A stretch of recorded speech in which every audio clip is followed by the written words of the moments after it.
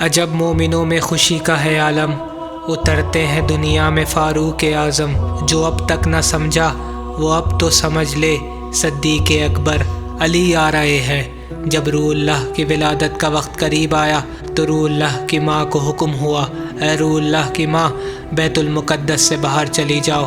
لیکن دوسری طرف بی بی فاطمہ بنت اسد جب ظہور مولائے متقیان علی ابن ابی طالب کا وقت نزدیک پہنچا تو آپ سلام اللہ علیہ کعبے کی جانب تشریف لے گئیں، اور جب کعبے کے پاس پہنچی تو لوگوں نے یہ منظر دیکھا کہ باحکم خدا دیوار کعبہ شق ہو گئی۔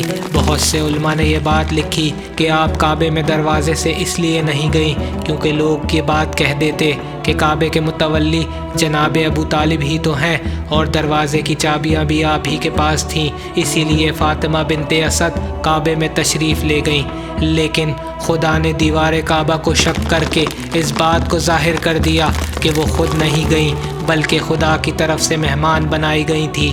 پس بی بی فاطمہ بنت اسد کعبے میں تشریف لے گئیں اور کعبے کی دیوار اپنی اصلی حقیقت میں واپس آ گئی۔ جب یہ بات مکے کے لوگوں تک پہنچی تو جناب ابو طالب کعبے کی چابیاں لے کر آئے اور دروازے کو کھولنا چاہا، لیکن دروازہ نہ کھل سکا تو مجمع سے آواز آئی، اے ابو طالب تالا توڑ دو۔ تو برابر سے نبی صلی اللہ علیہ وآلہ وسلم کی آواز آئی، چچا تالا وہ توڑتا ہے جس کا کردار اچھا نہ ہو۔ جب اللہ نے طے کر لیا کہ دروازہ کھولا جائے تو دروازہ کھل گیا۔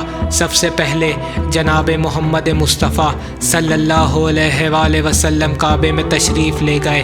جب آپ صلی اللہ علیہ وآلہ وسلم نے اپنے بھائی کو گود میں لیا اور نبوت کی گود کی گرمائی پاتے ہی امامت مسکرائی، آنکھیں کھول کر سرکار کے چہرے کی زیارت کی اور سرکار نے پہلی گھٹی اپنا لعاب دہن دیا۔ چہرہ رسالت کی زیارت کے بعد مولا نے سوال کیا، یا رسول اللہ توریت سناؤں، زبور سناؤں، انجیل سناؤں یا قرآن سناؤں؟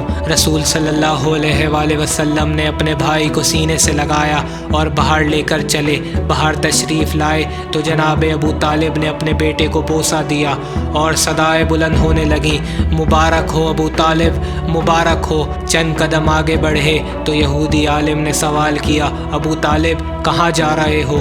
کیا تمہیں نہیں معلوم کہ مکے کا دستور کیا ہے کہ ہم پتھر پہ بچے کو لٹا کر پیچھے ہٹ جاتے ہیں اور اژدھا آتا ہے، اگر بچے کو تکلیف دے تو ماں باپ کی مذمت کی جاتی ہے کہ یہ بچہ حلالی نہیں، اور بغیر نقصان پہنچائے چلا جائے تو مبارکباد دی جاتی ہے کہ ماں باپ پاک ہیں۔ حضرت ابو طالب نے اپنے بچے کو لٹا دیا۔ کچھ دیر بعد اژدھا نکل کر آیا۔ جیسے ہی اس نے اپنا پھن پھیلایا تو مولا نے اپنا مولائی ہاتھ بلند کیا اور اس کے گلے میں دے دیا، دوسرے ہاتھ سے اس کا گال پکڑ کر دونوں ہاتھوں سے چیر دیا۔ یہ دیکھتے ہی بی بی فاطمہ بنت اسد کے لبوں سے حیدر نکلا۔ یہ دیکھنے کے بعد تمام یہودی عالموں نے حضرت ابو طالب کا راستہ روک لیا۔ آپ حضرت نے فرمایا، اب کیا ہے؟ کہنے لگے، ابو طالب تمہارے بچے نے کسوٹی کا پیمانہ ہی توڑ دیا، آج کے بعد ہم کیسے طے کریں گے کہ کون حلالی ہے؟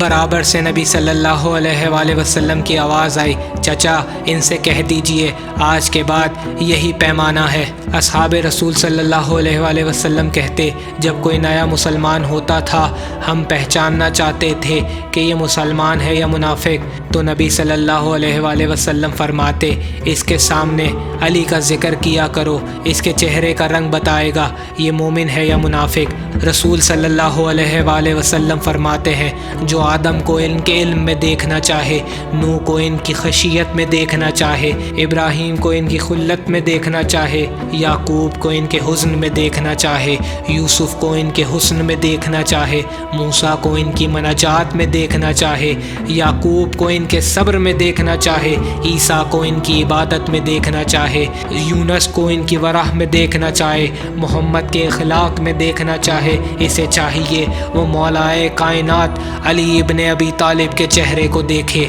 بعد ظہور مولا تاریخ میں کہیں نہیں ملتا کہ کعبے کو پاک کیا گیا ہو۔ کیونکہ آپ طاہر وجود ہیں، کیونکہ علی جو ہیں قطب عالم امکان ہیں، علی مولا المومنین ہے، علی یاسب دین ہے، علی نائب اعظم ہے، علی باب حکمت رب العالمین ہے، علی شبیہ ہارون ہے، نفس رسول ہے، زوجہ بطول ہے، سیف اللہ ہے، علی امیر المومنین ہے، صاحب الواحد ہے، صدیق اکبر ہے، فاروق اعظم ہے، علی ہادی ہے، علی دائی ہے، علی کرار ہے، غیر فرار ہے، برادر جعفر طیار ہے، اکبر الخطبہ ہے، علی شہید الشہداء ہے، علی سردور عرب ہے، وسیع ہے، ولی ہے، ہاشمی ہے، مکی ہے، مدنی ہے، ولی اللہ ہے، عین اللہ ہے، لسان اللہ ہے، ید اللہ ہے، اور حب علی رحمت اللہ ہے، اور بغض علی لعنت اللہ ہے۔ لہٰذا یہ وہ مقام ہے جن کے فضائل کے باب میں مبالغے کا لفظ ہی نہیں، کیونکہ کوئی ربوبیت کی حد تک پہنچا دے